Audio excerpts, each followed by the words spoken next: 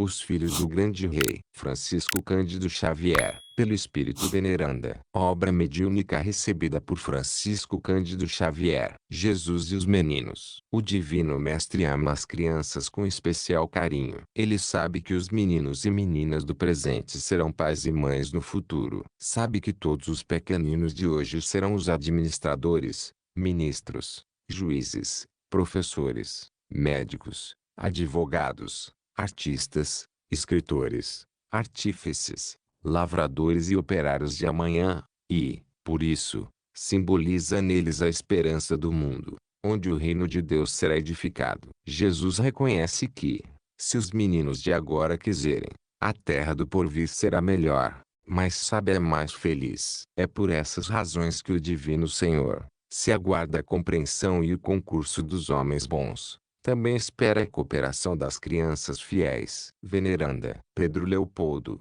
12 de abril de 1946. O velho Cipião. Quando a criançada pediu ao velho Cipião lhe falasse do amor que Jesus dedicava aos meninos, o ancião de cabelos nevados contemplou longamente o céu, como quem procurava recordações distantes, e informou: "Oh, sim, o Cristo, nosso Senhor, amava os pequeninos com todo o coração e costumava acolhê-los no próprio regaço." A observação inicial do velhinho realizara o milagre do silêncio. Todas as crianças aguçaram os ouvidos, atentas. Até os meninos maiores, que estimavam a brincadeira barulhenta, aproximaram-se dele, respeitosos, à escuta. Satisfeito com a atenção geral, o narrador fez uma pausa comprida, sorriu e continuou: "Os apóstolos, de quando em quando, repreendiam a petizada, mas o mestre chamava novamente os pequenos, acariciando-os, cheio de amor." Nesse ponto, Dolores, a menorzinha do grupo, interrompeu a narrativa, perguntando: "Vovô Cipião, Jesus contava histórias aos meninos?" "Oh, como não!" exclamou o bondoso velho. "Contava muitas." "O senhor sabe alguma, vovô?" tornou a pequenina curiosa. Cipião, trêmulo, amparou-se no antigo cajado para melhor acomodar-se sob a copada árvore da Praça Grande. Ergueu de novo os olhos embaciados para o céu muito azul da tarde brilhante, e respondeu: "Sim, eu sei uma história que o mestre contou aos meninos galileus." "Conte, conte." O início da história. A solicitação vinha de todos os lados. Dolores achava-se tão ansiosa que se acercou ainda mais, debruçando-se nos joelhos do velho Cipião. O ancião, como todas as pessoas bem educadas, gostava das crianças de boas maneiras e, reconhecendo o respeitoso interesse de todas, começou, sem embaraço, ante a curiosidade geral: "Prestem muita atenção." A pequenada fez absoluto silêncio, e o velhinho prosseguiu: "Traço o rei de todos os reis, bom e altíssimo Senhor, que possui vastos impérios resplandecentes e a cuja autoridade se submetem todos os seres e coisas da criação, reparou que alguns dos seus filhos, meninos e meninas, necessitavam de maior sabedoria, a fim de entrarem na posse da herança, constituída de infinitas riquezas que lhes reservava. Os jovens tinham a inteligência muito verde ainda e, por isso, eram ignorantes, indecisos. Fazia-se necessário, portanto, criar trabalho através do qual os herdeiros felizes pudessem adquirir, não somente o amor para com os semelhantes, mas também a ciência do universo. O rei magnânimo e sábio, ocupado em governar os extensos domínios do seu reino sem fim, não podia mantê-los ao pé da si, uma vez que não desejava conservá-los como bonequinhos de enfeite e, sim, como filhos fortes e bem orientados, trabalhadores e leais. Para isso, os jovens precisavam de elevação própria e experiência da vida. Ouvindo os conselheiros, o narrador fez pequeno intervalo e prosseguiu: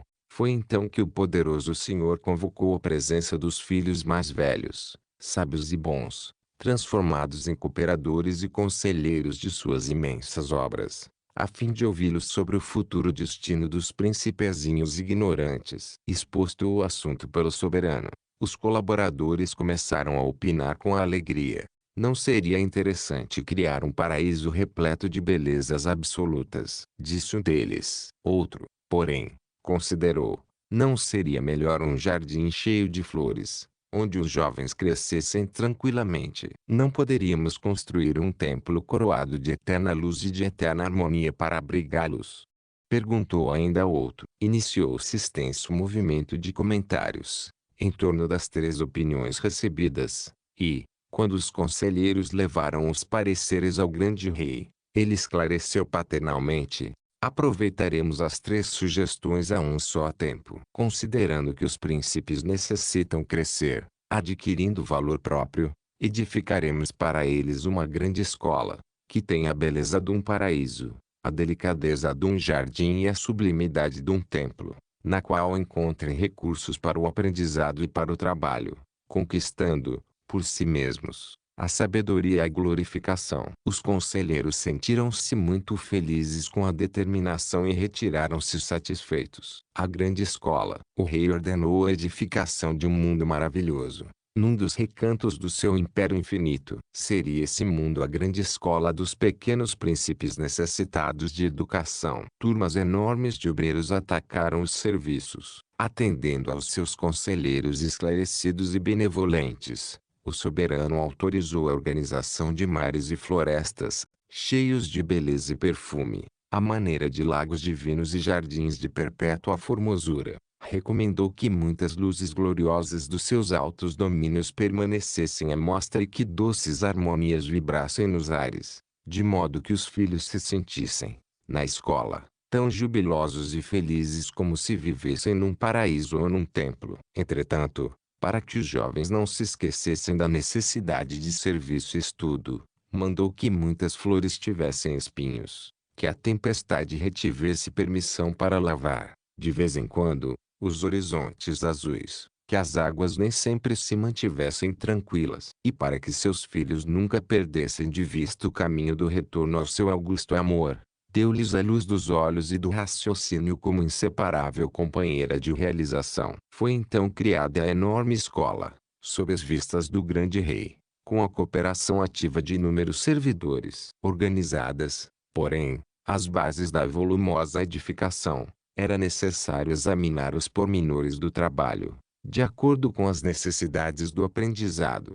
No intervalo, nesse ponto da história, o narrador começou a tossir. Cipião parecia tão cansado. Os meninos sabiam que ele fazia longas peregrinações. O velhinho, porém, era forte e, embora aos achaques da idade, nunca perdia o sorriso bom. Observando que a interrupção se tornava mais longa, Ninita, uma das meninas maiores do grupo, aproximou-se dele e perguntou curiosa: o senhor tem fome, vovô? Não, minha filha, disse o velho, confortado. Tem sede? Também não. Os meninos, contudo, não mostravam maneiras tão distintas. Um deles ergueu a voz e indagou, menos respeitoso: e essa escola existiu de fato? Como não?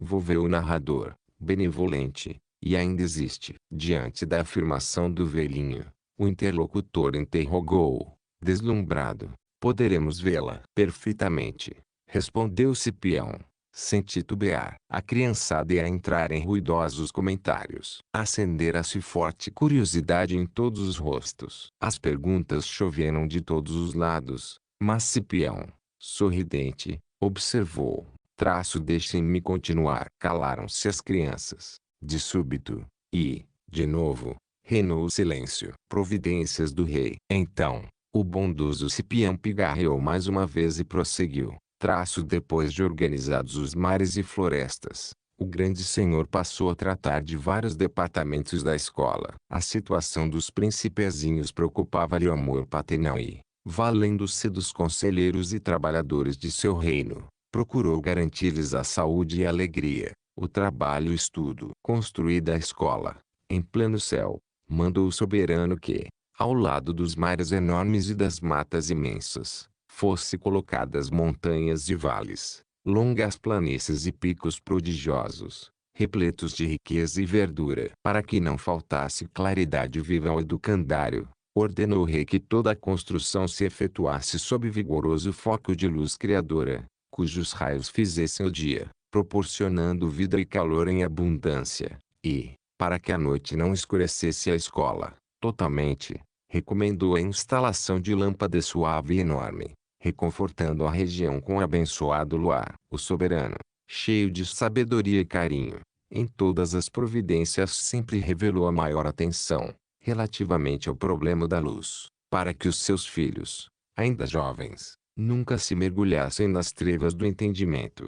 Auxiliares. Observando que os serviços básicos da escola estavam prontos, o grande senhor chamou os conselheiros e lhes falou com bondade: desejo confiar aos meus filhos alguns vegetais preciosos dos meus celeiros, a fim de que suavizem a luta do ganha-pão nos dias do futuro. E, em breve, as árvores frutíferas eram cultivadas nos grandes patrimônios do educandário, junto dos legumes tenros e substanciosos. Troncos robustos estenderam traços verdes, carregados de flores e frutos, arbustos delicados derramaram grãos preciosos, e ervas frágeis ofereceram saborosas folhas. Para que produzissem harmoniosamente, determinou o rei que as chuvas fossem divididas e controladas. Quando se misturavam, viçosos e triunfantes, os jardins e os pomares, o soberano convocou novamente os cooperadores e disse-lhes: pretendo entregar aos meus filhinhos auxiliares amigos que os ajudem, gratuitamente, no aprendizado. Para isso, confiaremos à escola alguns seres ainda fracos de inteligência, que possam auxiliá-los, recebendo deles, ao mesmo tempo, carinho e educação. Desde essa hora, numerosos animais foram trazidos ao educandário maravilhoso. Aves formosas e amigas povoaram os ares, louvando o grande Senhor e purificando a atmosfera. Bois, cães, muares e ovelhas, ao lado de muitas outras criaturas úteis, passaram a cooperar, em favor dos pequenos príncipes, para que as lutas lhes fossem menos ásperas. Esboçando largo sorriso de contentamento, o velhinho calou-se e passeou o olhar pelo bando alacre. Comunicações. Depois de pequena pausa de repouso, ante os meninos atentos, Cipião continuou: a escola era um verdadeiro paraíso, repleta de flores e luzes, harmonias e encantos naturais. Quando o soberano, sempre interessado no bem-estar dos filhos, chamou os colaboradores e explicou-lhes: em meu cuidado paternal, receio que meus herdeiros menores cresçam absolutamente isolados uns dos outros. Se progredirem separados, em definitivo, na conquista da ciência, talvez inventem conflitos e choques sem razão de ser. Edifiquemos para eles todas as comunicações possíveis, todos os recursos de intercâmbio, para que cultivem a fraternidade e o entendimento justo. Os colaboradores cumpriram-lhe as ordens imediatamente. Orientando extensas turmas de trabalhadores, dirigiram-se para as montanhas, em cujo interior havia volumosos depósitos de água fresca, e organizaram fontes numerosas, através de pequenas aberturas, formando assim rios maiores e menores, facilmente transformáveis em valiosas vias de comunicação. Além disso, estradas enormes foram rasgadas, naturalmente, ao longo de colinas e planícies para que os príncipes não encontrassem motivo de insulamento prejudicial, aprendendo, com todas as instalações indispensáveis ao seu desenvolvimento, os princípios de solidariedade fraterna.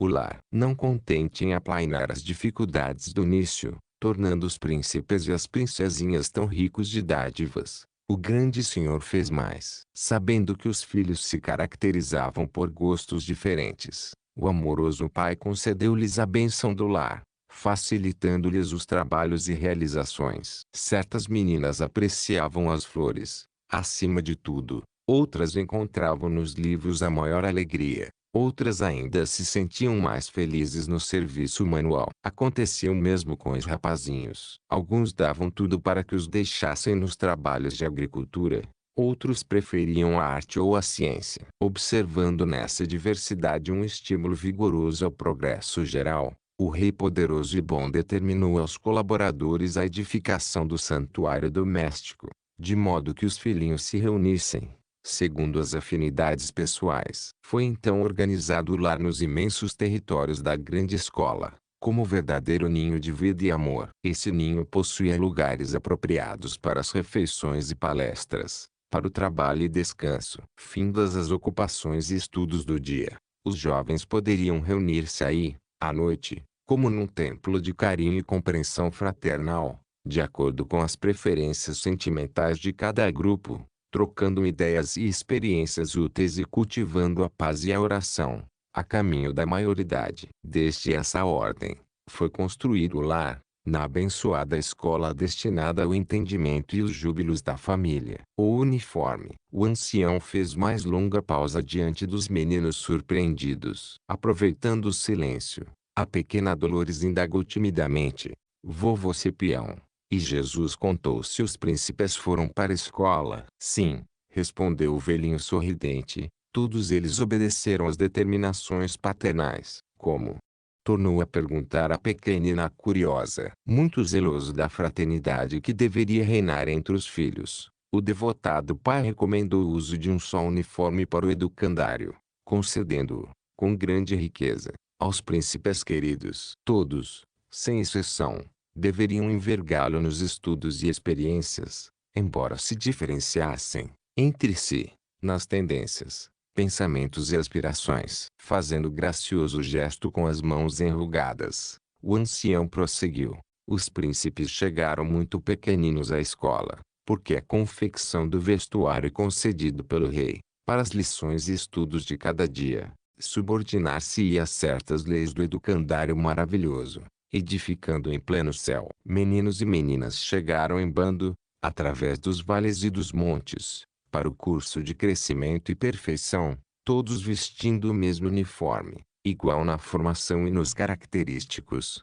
apenas variando quanto à cor, pois os uniformes eram brancos, avermelhados, bronzeados, amarelos, pardos e negros. A diversidade das cores, contudo, não implicava separação, porque os príncipes eram filhos e herdeiros do mesmo Senhor. Primeiros tempos. Os primeiros tempos de recepção dos príncipes assinalaram-se por grandes e dilatados trabalhos de toda a ordem. Muitos não se adaptavam aos uniformes e voltavam da escola, medrosos e envergonhados. Outros acovardavam-se diante da extensão das águas e das florestas e não se animavam a atacar o trabalho, abandonando o vestuário, precipitadamente. Outros, ainda, declaravam-se doentes, depois dos primeiros dias de lições e serviços. O poderoso rei, todavia, não se zangou, nem se aborreceu. Cuidando dos pequenos herdeiros com extrema ternura, determinou que os abnegados cooperadores de sua obra solucionassem as dificuldades do educandário. E os mensageiros do grande senhor vieram em número elevado, a fim de estudar os problemas e resolvê-los. Com enorme dedicação, melhoraram a atmosfera, para que o ar fosse mais agradável aos meninos, organizaram mais perfeito escoamento para as águas, ajudaram os principezinhos a descobrir os frutos mais doces e saborosos, ensinaram-lhes a trazer o uniforme bem limpo, deram-lhes lições valiosas no trato com os animais, prestaram-lhes esclarecimentos sobre o fogo e a água, aproximaram-nos, uns dos outros, para que aprendessem a cultivar a fraternidade e a proteção mútua, puseram-lhes a prece no coração e nos lábios, e auxiliaram-nos a olhar o alto, cheios de confiança no poder do Pai amoroso e supremo governador. Desde então, com o socorro eficiente dos emissários generosos, os pequenos herdeiros passaram a desenvolver-se com tranquilidade e segurança. Depois de crescidos, quando chegou a este ponto da história, Cipião mostrou indisfarçável tristeza nos olhos e parou de falar por alguns minutos, como se estivesse lembrando alguma coisa muito importante. Nenhum dos ouvintes lhe interrompeu os pensamentos. Fim da grande pausa. Continuou: mas os príncipes, para quem o poderoso rei criou tão formoso reino escolar, depois de crescidos sentiram-se seguros em seus uniformes e em seus lares e, desviando a inteligência, esqueceram o Pai compassivo e criaram perigosos monstros, dentro de si mesmos, com os quais passaram a se aconselhar. Os colaboradores diretos do grande rei continuaram ensinando o bem e a verdade, a paz e o equilíbrio. Entretanto, os aprendizes não quiseram ouvi-los por mais tempo. Os monstros que eles próprios haviam criado envenenaram-lhes o coração, dizendo-lhes que a escola era absoluta propriedade deles, que deveriam dominar em torno de suas residências como verdadeiros e únicos senhores. Em breve, os filhos do grande rei, esquecendo os deveres que lhes cabiam desempenhar, começaram a humilhar, derrubar e perseguir. Destruíram árvores veneráveis sem plantar outras que as substituíssem. Organizaram caçadas aos animais pacíficos, matando-os sem necessidade. Aprisionaram os pássaros e passaram a fazer o que é mais doloroso. Combateram-se uns aos outros, em guerras de sangue, deixando misérias e ruínas atrás de seus passos. Para adquirirem supremacia e poder, honras e autoridade, assassinaram mulheres e crianças, velhos e doentes incapazes de fazer o mal. Dádivas menosprezadas. O grande rei, a princípio, não levou em consideração tamanhos desatinos. Os filhos eram ainda muito jovens, afirmava ele aos cooperadores fiéis. E, interessado em auxiliar os pequenos príncipes com todos os recursos ao seu alcance, mandou que os mensageiros lhes trouxessem embarcações para incentivarem as relações amigas uns com os outros, maquinaria com que revolvessem o solo, facilitando os serviços da lavoura, carros para auxiliá-los nos transportes e tiares para a confecção de tecidos diversos. Preocupado, ainda, em tornar a vida mais agradável na grande escola, o pai amoroso determinou aos colaboradores que ensinassem aos príncipes o alfabeto com que pudessem fixar os pensamentos, a arte para embelezarem o santuário doméstico e a indústria e o comércio a fim de desenvolverem a fraternidade e o espírito de serviço. Os filhos do grande rei, todavia, longe de se aproveitarem de tantos bens para serem mais sábios e compassivos, utilizaram os recursos divinos para fomentar a discórdia e a destruição, chegando alguns deles a sustentar o secreto desejo de serem mais poderosos que o próprio pai, aniquilando-o, talvez. Preocupações do pai. O soberano, embora fosse tão ofendido, não se revoltou nem se magoou, porque toda pai tem reservas infinitas de amor. Observando, porém, que os filhos lhe desobedeciam às ordens, perturbando a harmonia da escola e destruindo os próprios bens, convocou nova reunião dos colaboradores, de modo a ouvi-los sobre as providências que lhe competia tomar. Reconhecendo as justas preocupações do rei, os conselheiros passaram ao movimento de opinião. Um deles considerou que seria melhor destruir o educandário e começar outra experiência educativa. Outro consultou o soberano quanto à possibilidade da aplicação de pesados castigos aos príncipes rebeldes e ingratos. O poderoso senhor, no entanto, dedicava muito carinho à escola e muito amor aos filhos queridos. Ambas as propostas estavam em estudo, quando outro cooperador perguntou se não seria mais razoável tratar a questão pela justiça. Não seria justo tentar medidas de muito carinho, porque os príncipes se mostravam endurecidos, mas também não convinha corrigi-los com excessivo rigor, em vista de serem jovens com a reduzida experiência da vida. O rei sábio e generoso considerou a ideia excelente e, com aprovação geral, deliberou aplicá-la. Fim da reunião. Enviou 2 juízes para acompanharem permanentemente os príncipes. O primeiro encarregar-se-ia de fazer as retificações possíveis e o segundo estaria incumbido de reconduzi-los à presença paternal, para julgamento necessário, em momento oportuno. O primeiro juiz, obedecendo às ordens do pai amoroso e justo, o primeiro juiz aproximou-se dos príncipes, efetuando as corrigendas possíveis. Os descuidados herdeiros do grande rei não lhe observaram a chegada de modo direto, mas sentiram-lhe a presença nas atividades comuns. Retificando os caminhos dos aprendizes, o primeiro juiz era obrigado a fazer muitas coisas desagradáveis, como pedreiro amigo e cuidadoso que, para tornar a pedra útil, é forçado, muitas vezes, a espancá-la com o martelo. Numerosos príncipes e princesas começaram então a reconhecer que andavam em caminho errado. Muitos concluíam que fazer inimigos não representava prazer, que, afinal de contas, havia um poder muito mais alto que o deles, governando o universo. Grande parte modificou a vida. Em verdade não viam com os olhos do corpo o emissário que o soberano lhes mandara. Entre mentes, o primeiro juiz trabalhava sem cessar, acordando-lhes a consciência adormecida. Obrigou-os a meditar nas origens divinas da escola, Estimulou-lhes a curiosidade, a fim de reconhecerem que se encontravam de passagem no educandário maravilhoso, e fê-los olhar a luz celeste em que se banham os impérios resplandecentes do poderoso Senhor, para que se sentissem menos vaidosos e mais aplicados ao estudo e ao trabalho cotidiano. Desde então, os príncipes encontraram no primeiro juiz um educador admirável para a jornada de retorno às leis do amoroso Pai. O segundo juiz. O trabalho do segundo juiz era mais difícil, mais doloroso. A missão do primeiro julgador perdurava até o instante em que os príncipes eram obrigados a deixar o uniforme envelhecido ou roto. Aí então começava o serviço do segundo. Ele devia mostrar aos filhos ingratos o erro em que se haviam comprometido.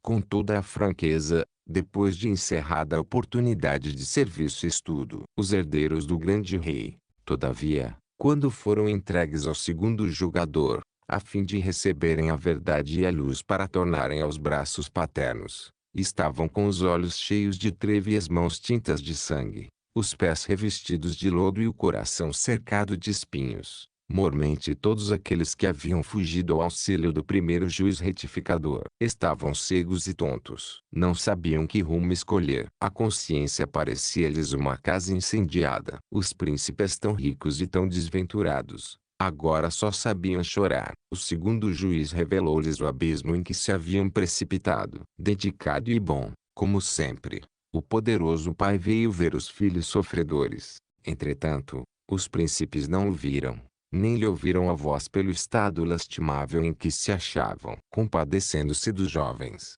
o rei sábio e bondoso desculpou-os e, chamando os conselheiros, determinou que os filhos amados voltassem à grande escola, guardados de perto pelos dois juízes, recomeçando o aprendizado da sabedoria e do amor para a redenção. De novo, o velho narrador fez longa pausa, para concluir, desde então, os aprendizes regressam ao educandário, utilizando os mesmos uniformes para adquirirem a virtude e a elevação. A escola sublime. Cipião interrompeu-se como se houvesse terminado a narrativa. Contemplou o céu azul onde vagueavam avermelhadas nuvens no crepúsculo. O vento leve da tarde acariciava-lhe os cabelos brancos. As crianças conservaram-se em profundo silêncio, aguardando-lhe os comentários. Decorridos alguns instantes, o velhinho amparou-se no cajado, buscando talvez energias novas, e informou em tom diferente: Esta, meus bons amiguinhos, é a história que eu soubera ver Jesus contado, um dia, aos pequenos de Cafarnaum. Em torno dele, acotovelavam-se filhos do mais diversos lares. Eram as crianças descendentes de judeus e romanos, gregos e etíopes que o escutavam. Meninos que vinham de todos os credos e de todas as casas, sequiosos de seu carinho e ensinamento. E, após nova pausa, fixou nos ouvintes olhar doce e calmo, prosseguindo: Fui informado, ainda, de que Jesus, atendendo às solicitações das crianças que lhe ouviam a narrativa, esclareceu que a grande escola é a Terra, o mundo maravilhoso em que vivemos, cheia de flores perfumadas e de luminosos horizontes, e que ele, nosso divino mestre, vinha ao encontro dos príncipes, em nome do poderoso Pai, a fim de ajudar a todos na restauração da concórdia e do trabalho, da alegria e do entendimento. Os príncipes. O ancião ia continuar, quando o pequeno João Veloso, que seguira toda a história, atentamente, ansioso por explicações, interrogou com intensa curiosidade: Vovô, quem são os príncipes, filhos do grande rei? São os homens, respondeu o ancião, sem hesitar.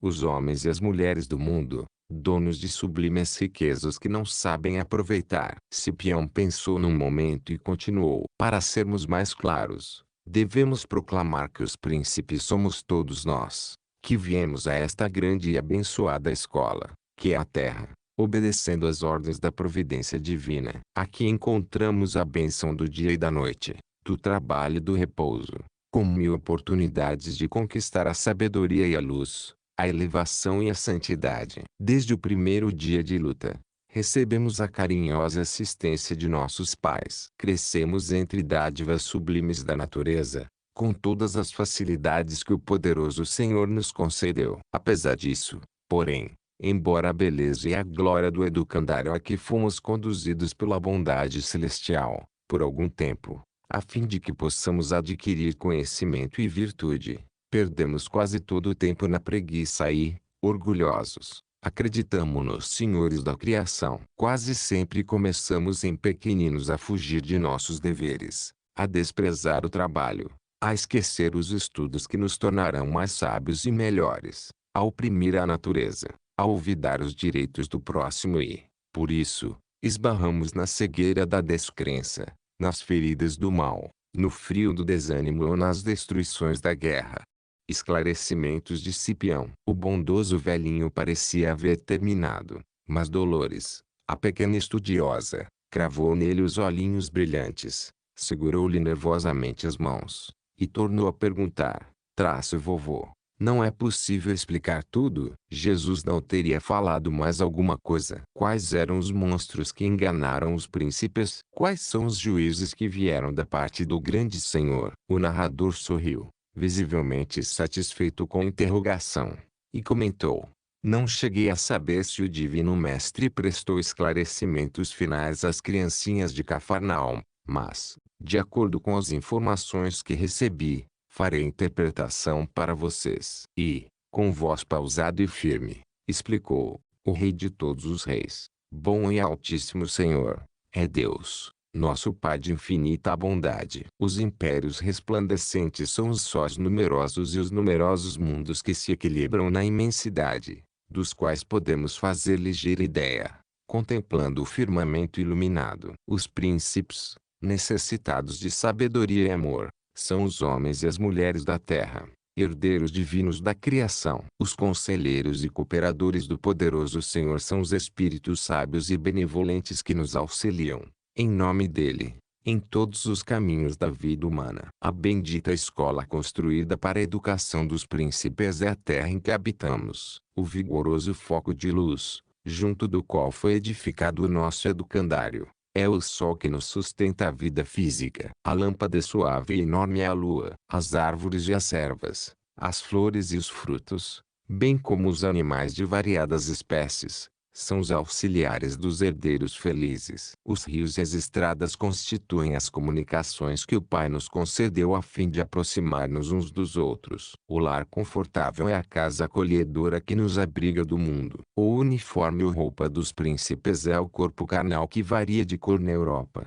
na América, na Ásia e na África. Os conselheiros monstruosos que os aprendizes criaram para si mesmos chamam-se orgulho e vaidade, egoísmo e ambição, ciúme e discórdia. A rebeldia comum dos herdeiros, na escola terrestre, revela-se no propósito de dominar os semelhantes, através da maldade da guerra, em que todos os poderes da inteligência são utilizados. O primeiro juízo enviado por Deus é o sofrimento, que procura despertar a consciência adormecida. O segundo é a morte, que reconduz a alma às realidades do grande Senhor. A cegueira que impediu o retorno dos filhos aos braços amorosos do Pai, e a treva do mal que se apodera do homem, destruindo-lhe a visão e o entendimento. O regresso aos uniformes tão caridosamente autorizado pelo Rei poderoso e bom, a fim de que os príncipes recomecem o aprendizado, é a lei divina da reencarnação, com a qual aprendemos, em contacto com o sofrimento e com a morte, os sagrados princípios da fraternidade, da justiça, do amor, da concórdia, da paz e do perdão. Terminando a história, o velhinho calou-se, contemplando as crianças, que se mostravam risonhas e satisfeitas. A história fazia-lhes sentir a grandeza da vida e apontava-lhes o glorioso porvir. O sol já se despedira do vasto horizonte azul e o vento frio começava a soprar fortemente. Cipião amparou-se no cajado velho, levantou-se devagarinho e, olhando a criançada com um sorriso bom, terminou a narrativa, aconselhando: tenhamos todos muito cuidado em evitar o mal e muita alegria em praticar o bem. Todos nós, meus filhos, somos príncipes necessitados de educação na escola da terra. Alguns, como eu, vestem uniforme mais velho, mas vocês estão começando as lições, vestindo roupa nova, forte e bonita. Todos os meninos sorriram contentes e o ancião concluiu: espero que vocês todos, de hoje em diante, saibam viver neste mundo como verdadeiros filhinhos de Deus. Fim.